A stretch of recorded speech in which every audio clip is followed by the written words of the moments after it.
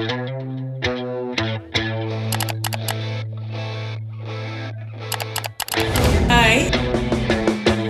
Namaskaram. Namaskaram.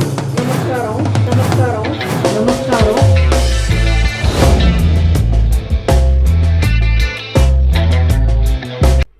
நமஸ்காரம். நம்ம இன்னைக்கு பலாப்பழம் பாயசம் பார்க்க போகிறோம்.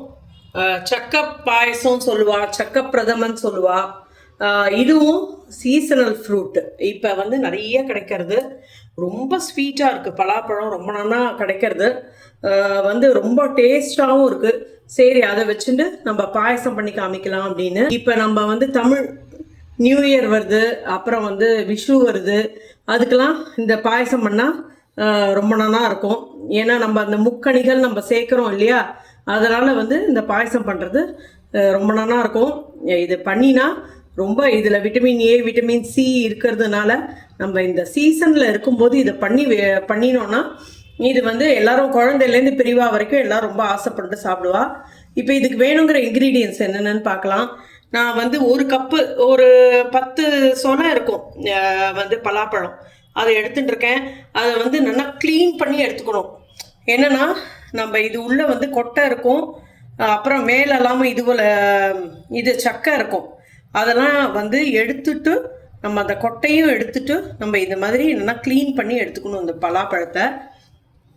அப்புறம் இதுக்கு வந்து ஒரு கப்பு வெல்லம் எடுத்துட்டுருக்கேன், ஜாகரி எடுத்துட்டுருக்கேன்.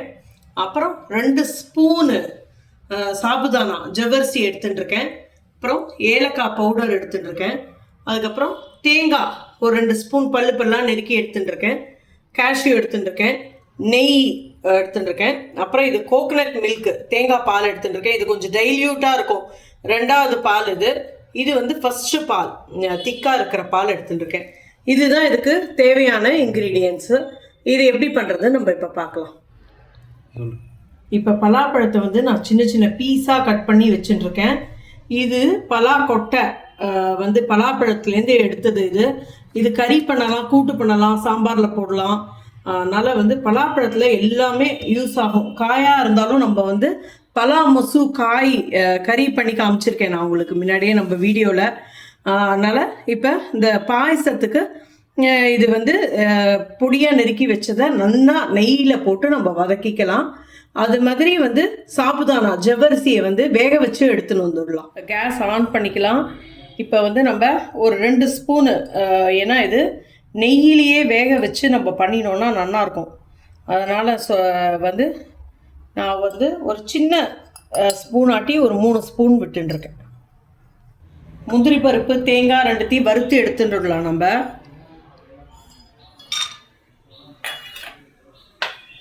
முந்திரி பருப்பு கொஞ்சம் லைட்டாக ப்ரௌன் ஆனோன்னு பல்லாக கீரின தேங்காயும் நம்ம வறுத்து எடுத்துக்கலாம். இப்போ நெக்ஸ்ட்டு நம்ம தேங்காயும் வறுத்து எடுத்துக்கலாம். ஏன்னா இந்த மாதிரி நம்ம வந்து பொடியாக நெருக்கி தேங்காய் போட்டோம்னா இது ரொம்ப டேஸ்ட்டாக இருக்கும் இந்த பாயசத்துக்கு.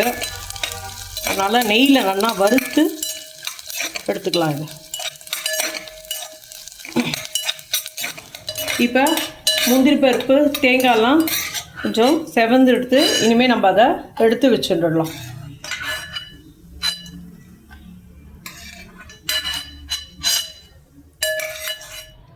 இப்போ நம்ம கட் பண்ணி வச்சுருந்த பலாப்பழத்தை இதில் நம்ம சேர்த்துக்கலாம்.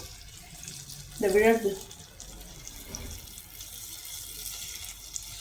இதை கொஞ்சம் நல்லா நெய்யில், அதாவது நம்ம குக்கரில் வேக வச்சும் எடுத்துக்கலாம்.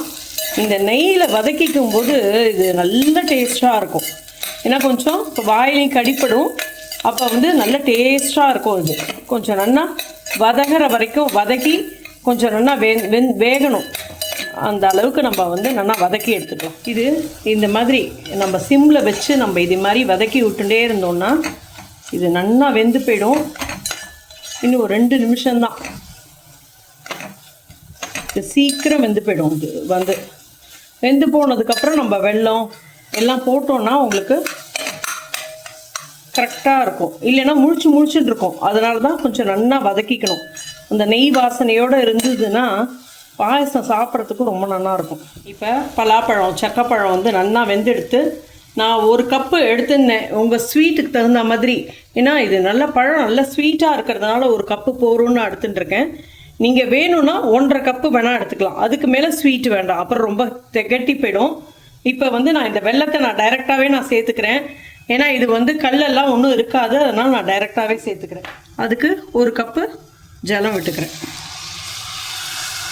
இந்த வெல்லத்தோடு சேர்ந்து நல்லா கொதிக்கட்டும்.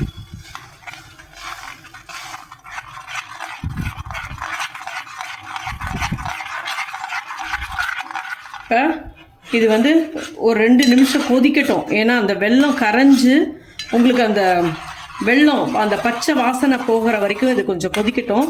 நான் வந்து அதுக்குள்ளேயும் இந்த சாபுதானா ஜவ்வரிசி இல்லையா, அதை நான் வந்து ஒரு 2 சவுண்டு விட்டு நல்லா வேக வச்சு எடுத்துகிட்டு வந்துட்டேன்.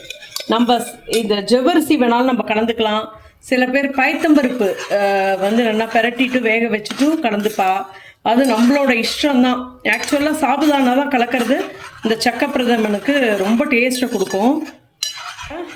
வெல்லம் வந்து நல்லா கொதிச்சு எடுத்து இப்போ நம்ம வந்து இந்த ஜவ்வரிசியை இதில் நான் வந்து ஒரு 1/2 கப்பு எடுத்துட்டேன் ஜவ்வரிசி.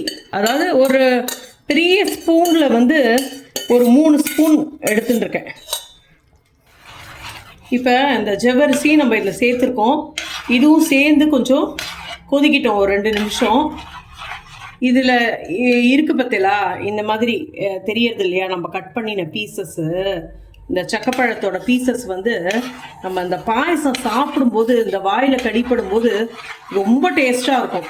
அதனால தான் நான் வந்து நெய்யில் நன்னா வதக்கிக்கலாம் அப்படின்னு சொல்லிட்டு சொன்னேன். சில பேர் என்ன பண்ணிடுவா, வந்து நான் குக்கரில் நன்னா அந்த பலாப்பழத்தை வேக வச்சுட்டு மிக்சியில் அரைச்சிட்டு அதுக்கப்புறம் இதில் சேர்க்குறதும் வழக்கம் உண்டு. இது வந்து நம்ம பாட்டில் எல்லாருக்கும் ரொம்ப பிடிக்கும் இந்த மாதிரி பண்ணினா. அதனால் நான் வந்து இதை கட் பண்ணி நெய்லியே நல்லா வதக்கிட்டு அதுக்கப்புறம் இந்த வெல்லம், சாபுதானா, ஜவ்வரிசி எல்லாம் போட்டிருக்கேன் நான் அதில். இப்போ ஜவ்வரிசி வெல்லம் எல்லாம் நல்லா கொதிச்சு எடுத்து இப்போ நான் வந்து இந்த 2வது தேங்காய் பால் கொஞ்சம் டைல்யூட்டாக இருக்கும் இது. இந்த தேங்காய் பாலை இப்போ நான் சேர்த்துக்கிறேன். தேங்காய் பால் விட்டதுக்கப்புறம் ரொம்ப நேரம் கொதிக்கணும்னு இல்லை, கொஞ்சம் கொதிச்சு ஒரு 2 நிமிஷம் கொதிச்சா போதும். இதை வந்து சிம்மில் வச்சுட்டு நீங்கள் தேங்காய் பால் சேருங்கோ. இது ஒரு 2 கொதி வந்தோடனே நம்ம அந்த திக்கு தேங்காய் பாலை விட்டுட்டு ஏலக்காய் பொடி போட்டு நம்ம ஆஃப் பண்ணிடலாம். உங்களுக்கு இப்போ இந்த கலர் பார்த்தாலே தெரியும், இந்த தேங்காய் பால் வாசனை, அந்த பலாப்பழத்தோட வாசனை இங்கே கிச்சனே மணக்கிறது. அவ்வளோ நல்லா இருக்குது. உங்களுக்கு இந்த கலரும் எவ்வளோ நல்லா வந்திருக்கு பாருங்களேன். கொஞ்சம் டார்க்கு கலர் பழமாக இருந்ததுன்னா வந்து நல்லாவும் இருக்கும், டேஸ்ட்டும் நல்லா இருக்கும். அது வந்து இப்போ நான் வந்து தேங்காய் பால் இல்லையா, அதையும் நான் இப்போ நான் இதில் கலந்துடுறேன். இது வந்து ஃபஸ்ட்டு தேங்காய் பால், நல்லா திக்கான தேங்காய் பால். இதை நல்லா கலந்து விட்டுட்டு, இது ரொம்ப நேரம் கொதிக்கக்கூடாது, நல்லா கலந்து விட்டுட்டு நான் வந்து ஸ்டவ்வை வந்து ஆஃப் பண்ணிடுறேன். நான் வந்து இப்போ நம்ம இதில் ஏலக்காவையும் சேர்த்து நல்லா கலந்து விட்டுட்டு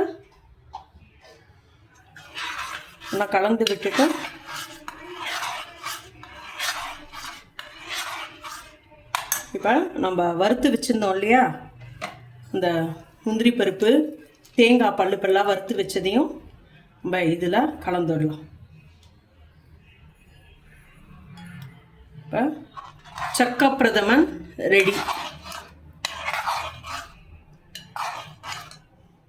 பலாப்பழ பாயசம் சக்க பிரதமன் ரெடியாக எடுத்து வந்து எப்படி இருக்குன்னு நம்ம டேஸ்ட் பண்ணி பார்த்துடலாம்.